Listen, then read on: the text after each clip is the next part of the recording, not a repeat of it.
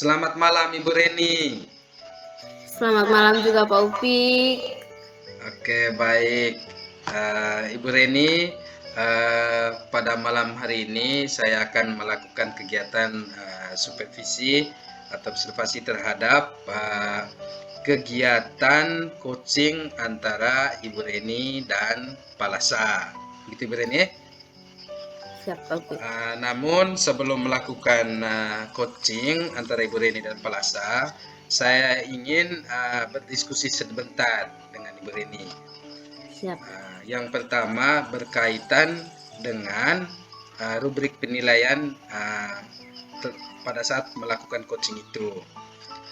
Perlu saya ingatkan kembali kepada Ibu Reni bahwa nanti saya akan mengamati, mencatat dan menulis semua yang terjadi selama proses coaching.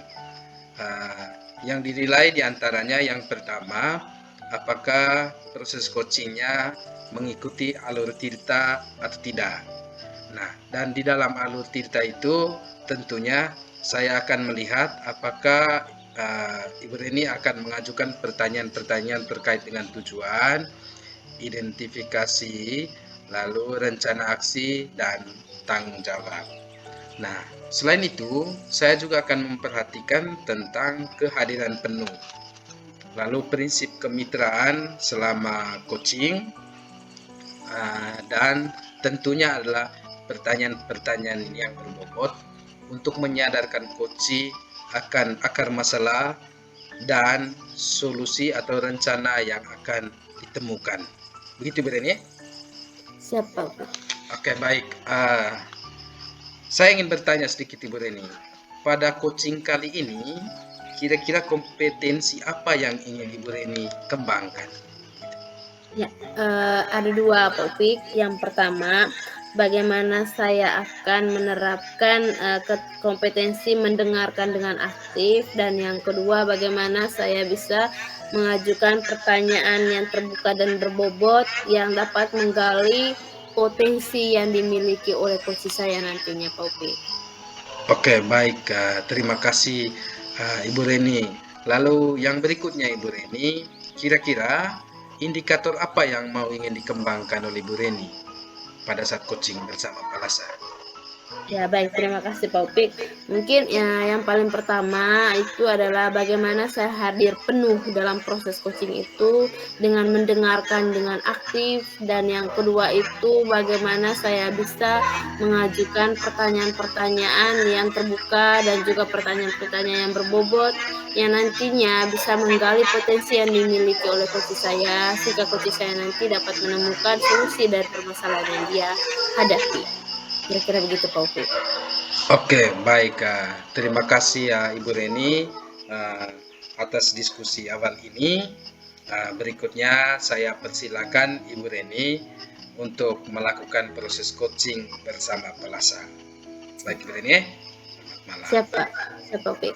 Selamat malam. Selamat malam Palasa. Selamat malam Ibu Reni. Oke, apa kabarnya nih Palasa? Ya, puji Tuhan baik-baik. Bagaimana dengan Ibu? Puji Tuhan baik Palasa. Oh ya Palasa, saya lihat sepertinya ada sesuatu yang ingin dibicarakan ini. Apa ini Palasa? Betul. Ya, jadi saya ingin menyampaikan atau ngobrol sedikit dengan Ibu terkait dengan bagaimana tindakan saya lihat di sekolah itu ada Bapak guru melakukan tindakan terhadap siswa yang melanggar gitu dengan melakukan tindakannya kekerasan.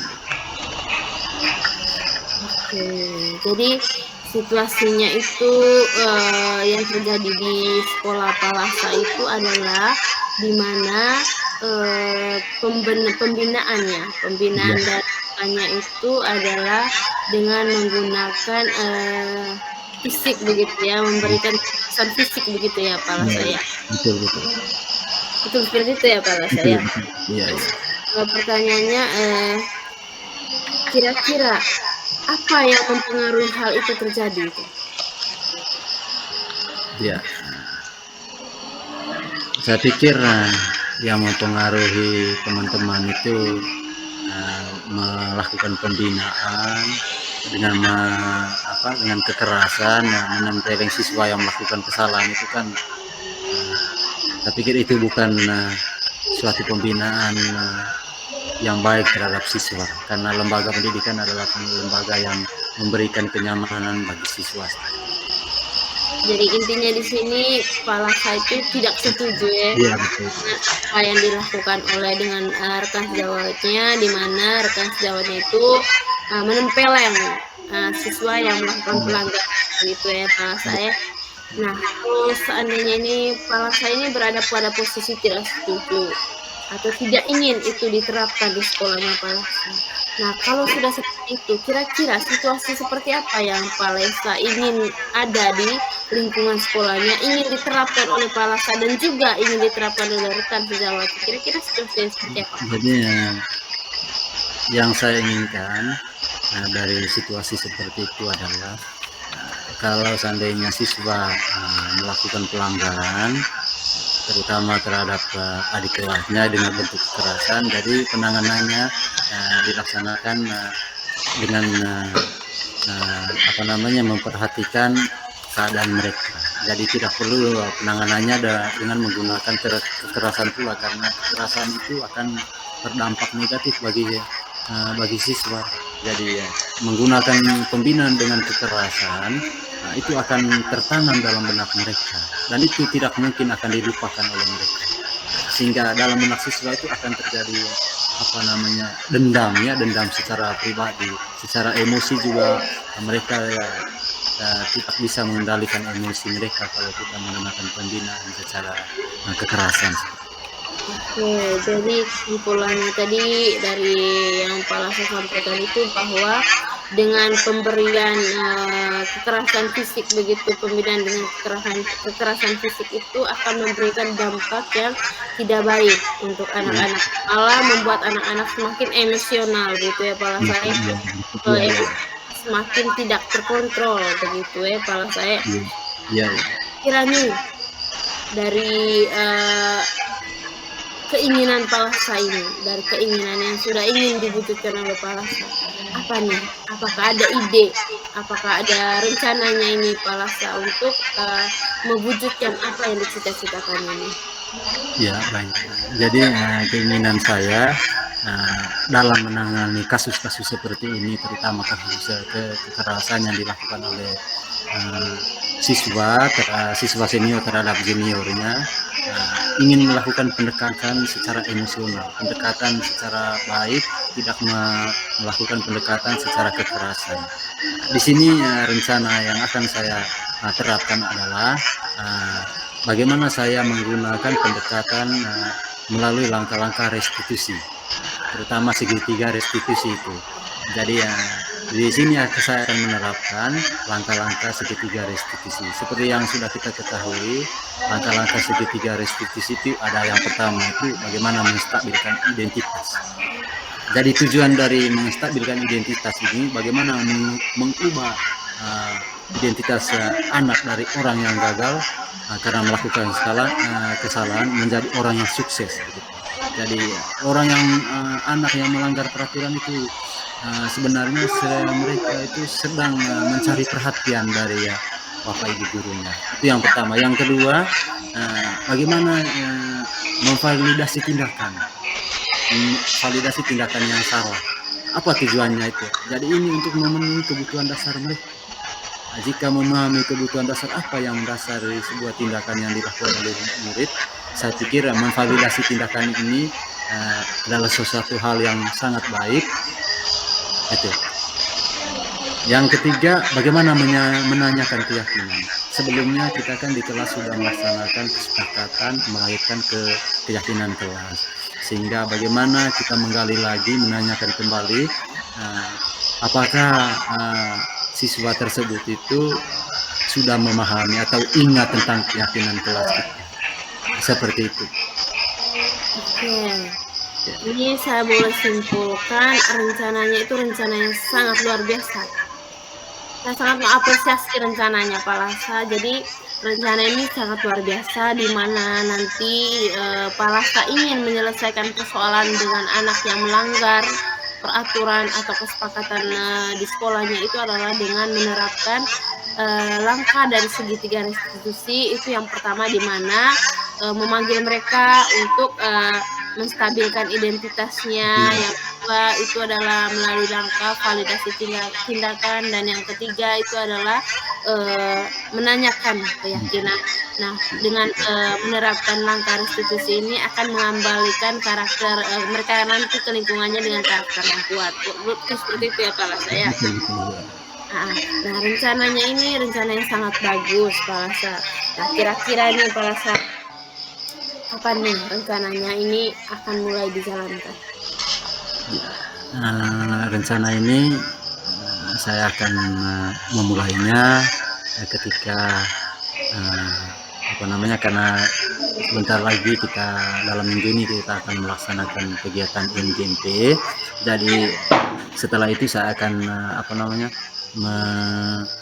meluangkan waktu sedikit untuk berdiskusi dengan teman-teman, rekan sejabat, dan terutama kepada Bapak sekolah bagaimana menangani kasus yang dihadapi dengan tidak menggunakan kekerasan. Jadi sedikit sosialisasi tentang bagaimana menangani permasalahan yang dihadapi siswa tidak dengan menggunakan kekerasan seperti yang sudah terjadi. Jadi seperti itu. Bagus sekali. Jadi rencananya secepatnya setelah saat kegiatan NGMP dilakukan sosialisasi terlebih dahulu ya Pak Lasa. Kira seperti itu. Nah, sekarang Pak Lasa, setelah kita menemukan rencananya tadi nih dari Pak Lasa, kira-kira apa nih yang Pak Lasa peroleh dari percakapan kita tadi? Ya, terima kasih kepada Ibu Reni ya yang sudah memotivasi saya sehingga dalam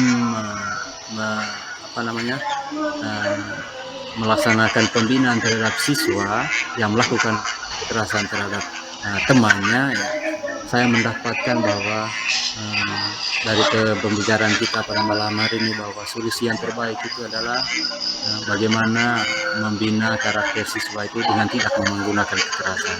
Jadi saya mendapatkan hal yang sangat positif dari percakapan ini. Saya bisa menemukan solusi dari permasalahan yang saya hadapi. Terus yang kedua, saya bisa menemukan langkah-langkah yang digunakan untuk saya mengatasi permasalahan yang sedang saya hadapi saat ini.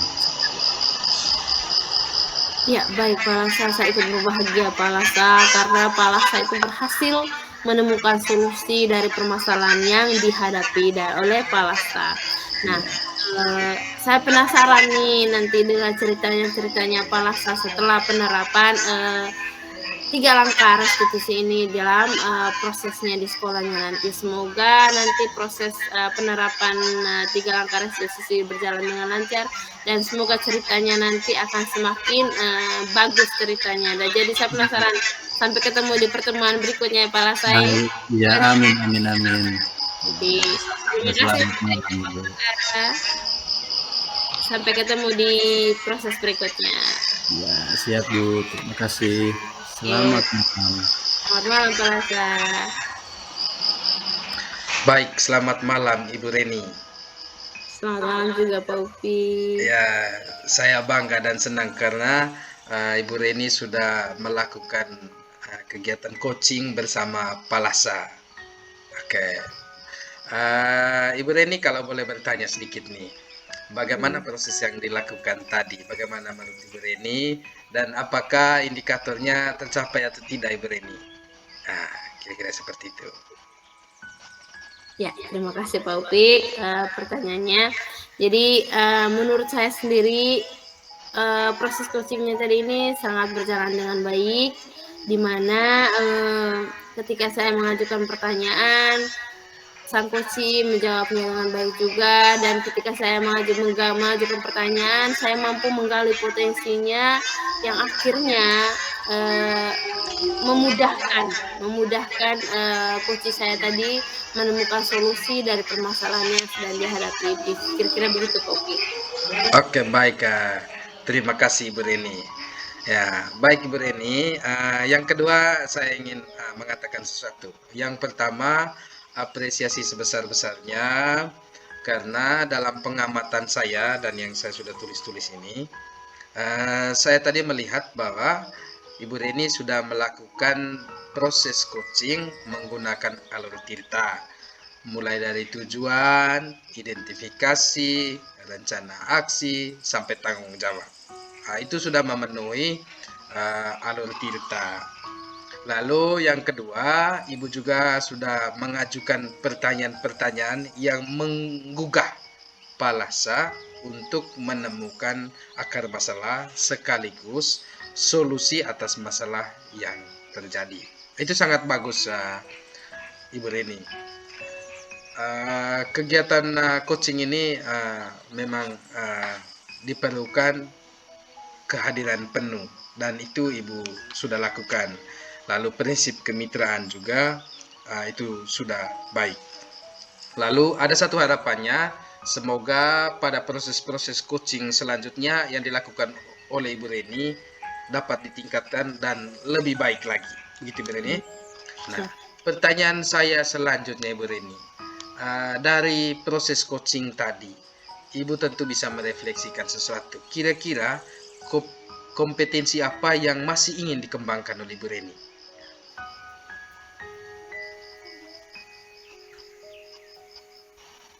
Ya, mohon maaf Pak Upik, tadi pertanyaannya mungkin karena gangguan jaringan jadi kurang terdengar dengan baik Pak Upik. Oke, baik, saya ulangi lagi saja Ibu Reni.